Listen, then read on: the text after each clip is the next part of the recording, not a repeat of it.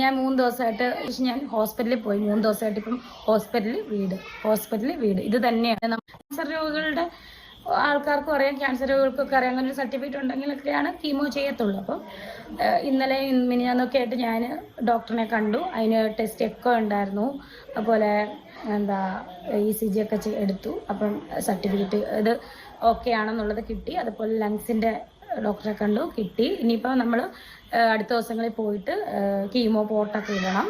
Chemo ചെയ്യാനുള്ള കാര്യങ്ങളൊക്കെ നമ്മൾ ചെയ്യണം. അതുപോലെ ക്ലിപ്പ് എന്ന് പറയുന്നൊരു സാധനം, അത് ട്രീറ്റ്മെൻറ്റിൻ്റെ ഭാഗമാണ്, അതിടണം.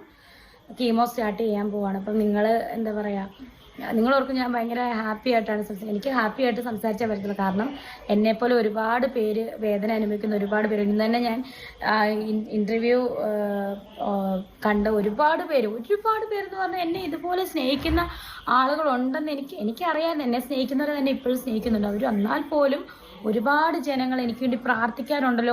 ഹോസ്പിറ്റലിൽ വെച്ച് മെഡിക്കൽ കോളേജ്, ഞാൻ ഗവൺമെൻറ് ആശുപത്രിയിലാണ് പോകുന്നത്, മെഡിക്കൽ കോളേജിലാണ് പോകുന്നത്. അവിടെ വെച്ച് ഓരോ രോഗികൾ എന്നോട് ചോദിച്ചു എന്ത് പറ്റി ചേച്ചി എന്ന് പറയുമ്പോൾ ഇത് പറയുമ്പോഴത്തേന് അവർ കരഞ്ഞ് അവിടെ നിന്നുകൊണ്ട് പ്രാർത്ഥിക്കുന്ന ഒരവസ്ഥ ഞാൻ കണ്ടു. സത്യം പറഞ്ഞാൽ ഞാൻ അന്ന് ദൈവത്തോട് ഞാൻ ഓർത്തു, ദൈവമേ ഇത്രയും പേര് എന്നെ സ്നേഹിക്കുന്നുണ്ടോ. ഞാനൊരു 15 പേരുടെ കമൻറ്റ് കണ്ടിട്ട് ഞാൻ എന്തിനാണ് വിഷമിക്കുന്നതെന്ന് ഞാൻ ആലോചിച്ചു. അതുപോലെ എന്നെ സ്നേഹിക്കുന്ന ഒരുപാട് പേരുണ്ടെന്ന് അറിഞ്ഞതിൽ എനിക്ക് ഒത്തിരി സന്തോഷമുണ്ട്. എൻ്റെ വിശേഷമായിട്ട് ഞാൻ എൻ്റെ ചാനലിൽ വരുമെന്ന് പറഞ്ഞത് അത് സത്യമാണ്. ഞാനിനി എൻ്റെ വിശേഷങ്ങളും കാര്യങ്ങളൊക്കെ എൻ്റെ ചാനലിൽ ഞാൻ അറിയിക്കും. എന്നെ ഒരുപാട് കൈത്താങ്ങൽ തന്ന, സത്യം പറഞ്ഞാൽ ഒരുപാട് സുഹൃത്തുക്കളുണ്ട്. പേര് പറഞ്ഞ ഏതെങ്കിലും ഒരാൾ നെഗറ്റീവ് കമൻറ്റ് അവൾ ഒരിക്കലും പിരിവല്ല കേട്ടോ. പക്ഷെ അവർ വന്നൊന്ന് കാണുന്ന, എനിക്കൊന്നും തരാനോ ഒന്നുമല്ല, എന്നെ ഇവരൊക്കെ ഒന്ന് കാണുന്ന എനിക്ക് എൻ്റെ മനസ്സിന് ഭയങ്കര സന്തോഷം. അറിയില്ല ഇവിടുന്നൊക്കെ ഈ ഫോൺ ഞാൻ ഇന്ന് താത്തു വെച്ചിട്ടുണ്ട്. കോള് വന്നുകൊണ്ടിരിക്കും, ഇപ്പോഴും കോളിങ്ങനെ വന്നുകൊണ്ടിരിക്കുകയാണ്. സോ എനിക്ക് എന്താ പറയുക, എന്നെ വിളിച്ച് തിരക്കാനും ഇത്രയും പേരുണ്ടാകുമെന്ന് അറിഞ്ഞത് എനിക്ക് ഒത്തിരി എന്താ പറയുക സന്തോഷം. ഞാൻ കരയാൻ പറ്റത്തില്ല, കാരണം ഞാൻ പറഞ്ഞില്ല എൻ്റെ ചാനലിൽ കൂടെ ഞാൻ കരഞ്ഞു കഴിഞ്ഞാൽ ഒരുപാട് പേര് ഇങ്ങനെ രോഗികളുണ്ട്, വേദന അനുഭവിക്കുന്നവരുണ്ട്, ക്യാൻസർ രോഗം വന്നവർ. ദൈവത്തെ പോലെ കാണുക, ദൈവത്തെ പോലെ വിശ്വസിക്കുക. ഞാൻ അങ്ങനെയാണ്. എൻ്റെ ഒരു തിയറിയാണ് ഞാൻ പറഞ്ഞത്. ഡോക്ടേഴ്സിനെ നമ്മളെ നോക്കുന്ന ഡോക്ടേഴ്സിനെ, എൻ്റെ കൂട്ടുകാരി ലക്ഷ്മി ജയൻ എന്നോട് പറഞ്ഞ പോലെ ഡോക്ടേഴ്സ് ഇനി നമ്മൾ ദൈവത്തെ പോലെ വിശ്വസിക്കുക. ഋതപ്പം വന്നു. ഹായ് ഋതപ്പ. ഋതപ്പൻ ഷർട്ടൊക്കെ അടിപൊളി ഷർട്ടൊക്കെ ഇട്ട് വന്നു. ഇത് ആര് മേടിച്ചെന്നാ ഋതപ്പ? ഗമ മേടിച്ചതാണോ? എന്നെ സ്കൂള് തുറന്നപ്പോൾ മേടിച്ചല്ലേ? സത്യം പറഞ്ഞാൽ ഞാനിത് മേടിച്ചിട്ട് ഞാനങ്ങ് വികർന്നു പോയായിരുന്നു.